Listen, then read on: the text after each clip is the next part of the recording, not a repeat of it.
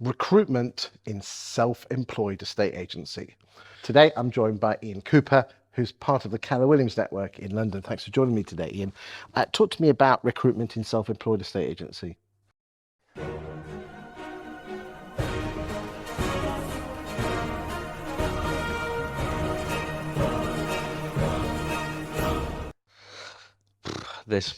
It's almost a minefield, isn't it, when it comes to recruitment in self-employed estate agency? All the noise and banging of drums, and for me, there needs to be more consultative conversations with agents that are looking to become self-employed, because most of the time you see the glamour, you see you can earn this much, and this is what we do, and you're banging a drum of what people's perception is of running your own business. And Go on. from running your own business, it's not glamorous, not to start with anyway. Not until you can get leverage within your business. It is hard work. There are blood, sweat and tears. There are sleepless nights. There are all these things that go a part of running a business, but it's never shown, and it's almost anybody can be accepted if you've been an agent. So it's more of a, how do we go on a journey of getting to really know the person who wants to become a self-employed agent and why? I will not mention the name, but there is a certain self-employed estate agency model that seems to have cornered the market in terms of their recruitment techniques. And why do you think they would be so active if there was no financial gain for them to bring other people in? No, I don't. But if you look at it, it's always then the argument of, but we need to keep that agent going so we continue with that financial gain.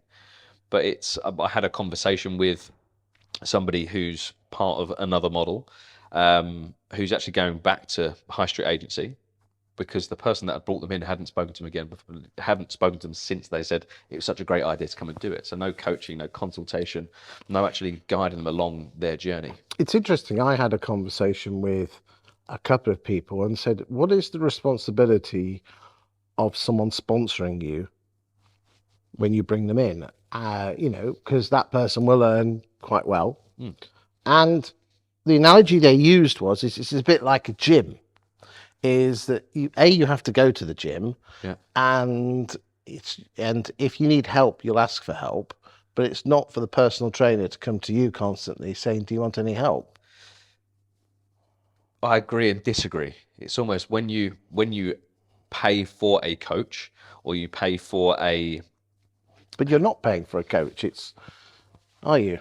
How I see it, part of the split that's going back to a company, what value are you getting from them? And I almost see that as, I'm paying you to help me build a business, because that's why you're here.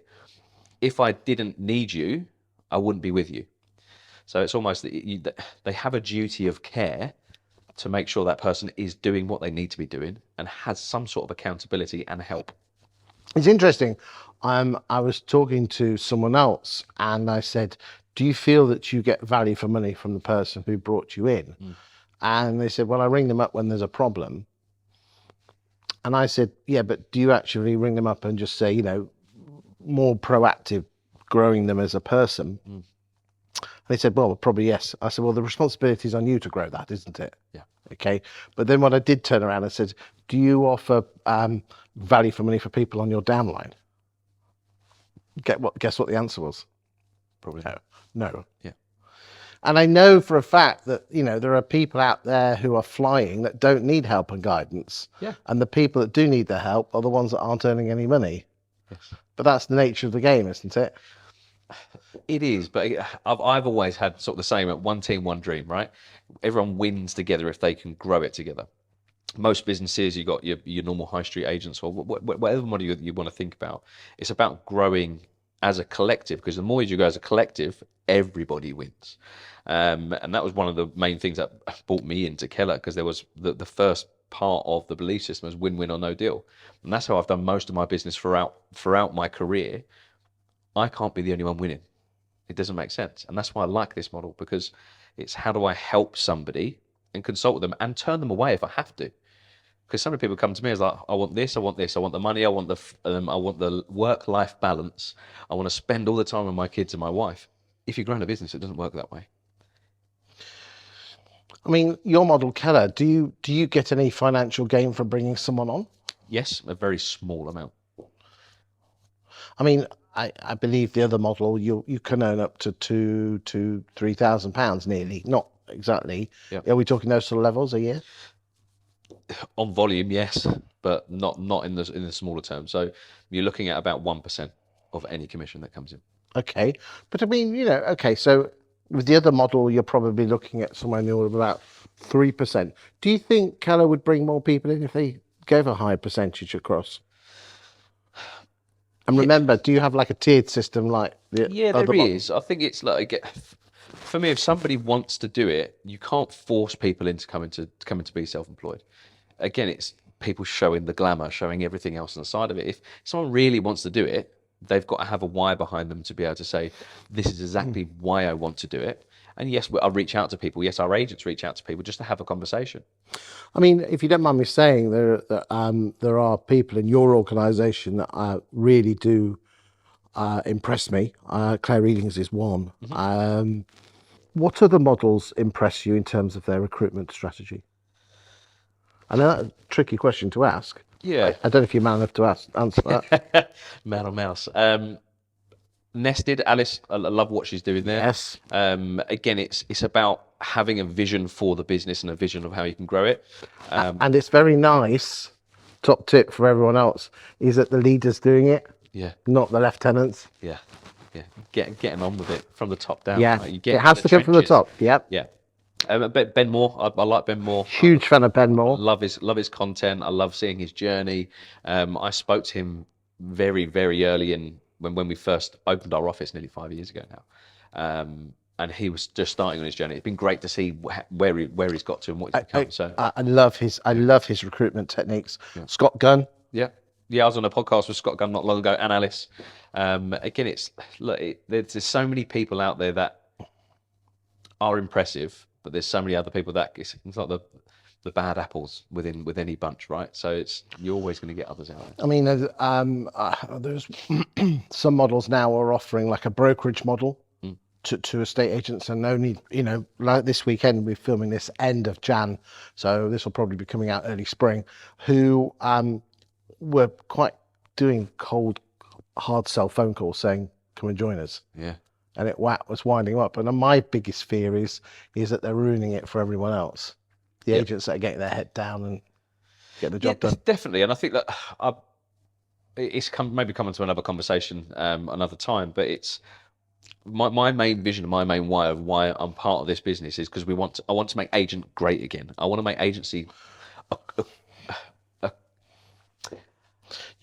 somewhere people want to be. It's quality. Because I know we're going to do in a separate video where we're going to go deep dive, but one of the things that winds you up a lot is the fact is that there seems to be a few grenades flying between self-employed models, and it's just get over it. We're all in this together. We're all trying to make the industry better. This tit for tat is just I'll just block it out most of the time. People will speak about it. Oh, they said this and this. It doesn't bother me. I'm here for my agents. That's it. No other reason. Anyone else that impresses you? Yeah, the guys at Avocado, Perry Power. I really like Power Bespoke. I like his training, what he does, and what he stands for. It's the quality of what people can create. Yeah. I've got a lot of time for the Lee O'Brien and the IAD guys from France. They're a big operator. So I've been looking into them. Yep, interesting model there. And as I said, there are other models out there. You've got Benjamin Stevens, you've got Sean Newman's The Property Experts. Yep. I think I'm going to ask you one final question is, what's the one question people should ask when deciding which model to join? That's a great question. I think internally asking what do I need out of it? What do I need to know? What do I need support with? What do I need help with? Some people need less support than others. If you do need more support, dive deeper into any model that's out there, because some will give you more, some will give you less. So it's more of asking, what do I need individually? Yes, I'm a great agent, but do I understand how to be self-employed and run a business? Yep, and I'd like to answer that question myself. 80% of the question should come down to the one-to-one relationship you're going to have with the brokerage. That one person that's going to guide, support you, coach you. And it comes back to what we were saying before, is what am I getting in return? I'm giving you 25, 30, 35% of my hard-earned fee to you. I know I'm getting cheap Rightmove. I know I'm getting cheap Zoopla. I know I'm getting a cheap CRM. But what exactly am I getting in return? Yeah, and it comes down to trust. Well, that's the relationship, 80% of it. So yeah, it does come down to the trust up between you and the brokerage. So thank you very much for what you've done. Big shout out to all the other agents. There is just one more agent which I just need to mention. That's the Agency UK with Steph Walker and the guys there. We shouldn't have forgot about that. It just dropped into my head. Apologies, Steph. They're a good agency. What I would say, ladies and gentlemen, is that I get paid nothing to recommend anyone to any model. All the models we talked about, I'm big fans of.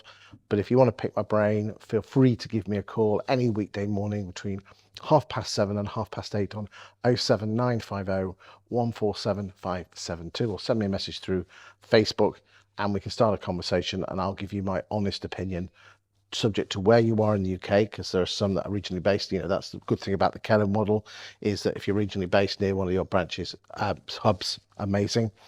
And the people involved and what you're like as well. So thank you for your time today, Iain. Thank you very much.